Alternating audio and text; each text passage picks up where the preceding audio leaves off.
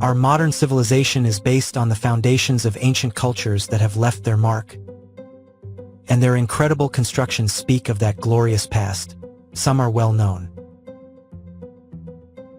However, there are others that have not had such an impact, and for many are unknown, although their existence surpasses our understanding.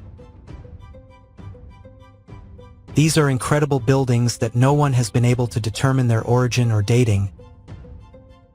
Not even the natives who inhabited those places were able to clarify the mystery. These types of constructions go beyond written history and represent an enigma of enormous proportions, still unsolved. Let's take a closer look and get to know some of the most extraordinary samples that can still be seen today. In a remote region of Tibet, known as Kham, inhabited by the Tanguts and the Chang people, rise over several tens of meters some constructions that have an unknown history. These are the Himalayan towers, or also called star towers because of their similarity to that star, which are integrated into the landscape as if they had always been there, and at the same time stand out among the houses and vegetation without fitting in with the architecture of the place. There are approximately 250 Tibetan towers, and it is completely unknown who built them, nor the period to which they belong, and much less why they were built. Officially, carbon-14 studies have been carried out on different samples of the wooden structure, which have determined an antiquity of 2,000 years. However, this dating has been questioned, among other reasons, because the oldest texts of that time do not mention them at any time, which makes them a real mystery. There are many other towers erected throughout the Himalayas, but the star-shaped ones can only be found in the so-called tribal corridor, a territory between China and Tibet, which has been uninhabited for many centuries. But what is most striking are the colossal dimensions of these towers that reach 60 meters in height, the equivalent of a 25-story building, and their lines are perfectly straight despite the time that has passed, which makes it evident that their builders knew perfectly well what they were doing. In addition, the inhabitants of that area declare that these enormous skyscrapers have been able to withstand the innumerable seismic tremors that usually hit that place, even for many generations. There are those who believe that its 8-pointed star shape, sometimes 12, provides great stability to the construction, despite its height, although it also favors that the base is much wider than the top. Others, however, believe that its starry shape represents a certain symbolism related to the gods and the firmament. It has also been speculated that the function of these towers could have been to be watchtowers, and even to be key points of defense, although there is also an ancient Tibetan legend that relates these towers to something like a cable that would connect the cosmos with our planet. That is, that would put mortals in contact with some supposed gods. In the books Kanjur and Tanjur, two of the most important works of Tibetan Buddhist texts, it is detailed how these gods visited the earth with great frequency in devices similar to flying transparent spheres, which they called pearls of heaven. Is it possible that the Himalayan towers represent the connection with these supposed beings, and the stars from which they came?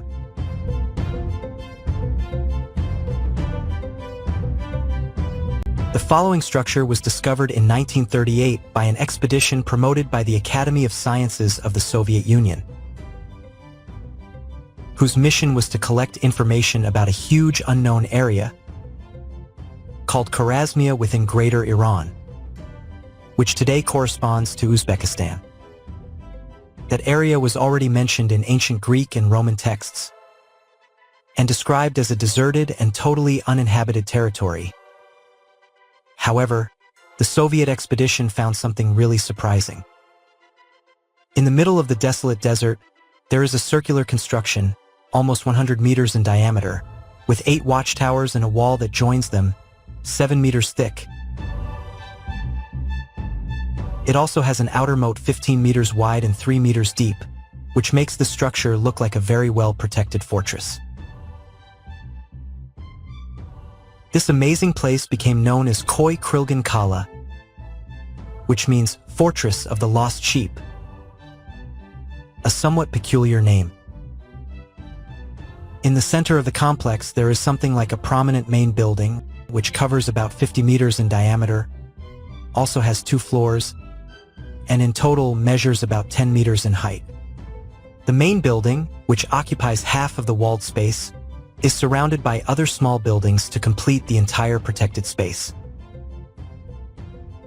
Its design is reminiscent of a small Atlantis lost in the middle of the desert that could have been in ancient times an important site for the kingdom of Khwarezmia, ruled by the Iranian dynasties, and it is speculated that its construction took place during the 1st millennium BC. However, despite the excavations and all the studies carried out to date, the true purpose of this unique building is unknown, as experts debate several hypotheses, including being a religious center dedicated to worship Zoroaster, or a fortress state, and even an astronomical observatory. As we see, no one knows anything.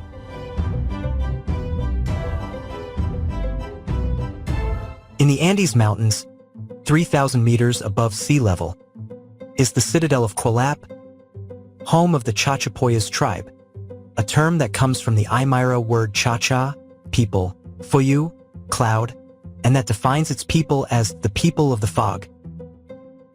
This definition is very accurate if one takes into account where the citadel is located, nothing less than on top of a promontory overlooking the valley of Acubamba.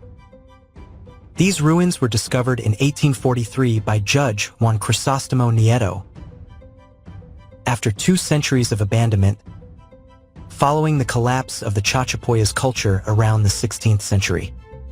At first, it was thought that Quilap was a fortress, due to the strategic location and its cyclopean stone walls that reach up to 20 meters high. All this suggested that it could be a military site.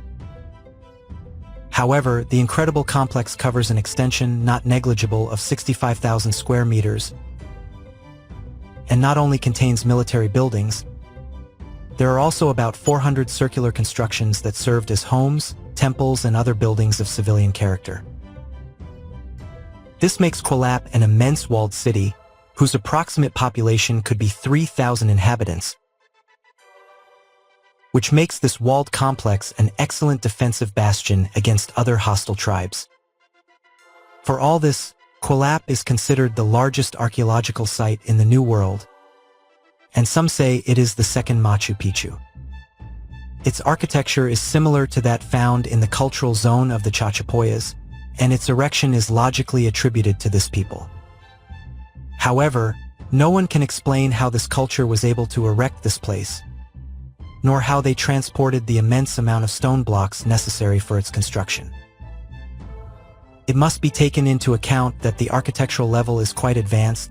It has drainage systems, strategic accesses, and in general well-planned buildings. If really the builders were the Chachapoyas, at what point in their history, and in what way, did they lose that knowledge? There is no doubt that Quilap is a marvel of antiquity. As we have seen, the world is full of incredible buildings that are part of an obscure past that we hardly know, which perhaps had more splendor than we think. For the time being, we will continue investigating the enigmatic remains that the people of antiquity left us as witnesses of their greatness.